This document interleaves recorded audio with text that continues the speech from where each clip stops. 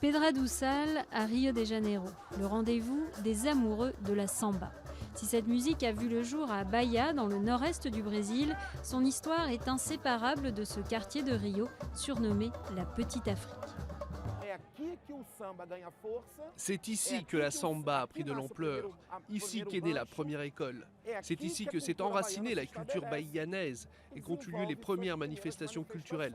C'est pour cela que la Pedra do Sal est considérée comme le berceau de la samba à Rio de Janeiro. Ce lieu culte a pourtant longtemps été oublié par les autorités locales. Ce n'est qu'il y a 10 ans que Valmir et ses amis musiciens lui ont redonné vie en y réintroduisant les rythmes de la samba. L'entrée est libre. Dans le public, un mélange de touristes et de carioca, les habitants de Rio, comme Claudio, un habitué des lieux. Quand j'écoute la samba, c'est différent de tout autre rythme. J'éprouve une sensation de bonheur, d'harmonie. Pedra do Sal, c'est là aussi que les Moça Prosa se sont connus il y a 4 ans. Ce soir, elles chantent à Copacabana, 9 femmes, un véritable phénomène dans un monde encore principalement dominé par des musiciens masculins.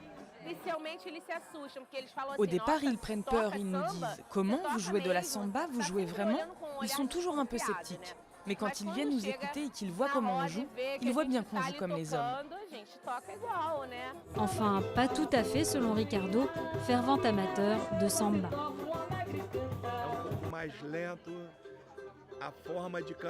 C'est un peu plus lent, la manière de chanter est différente.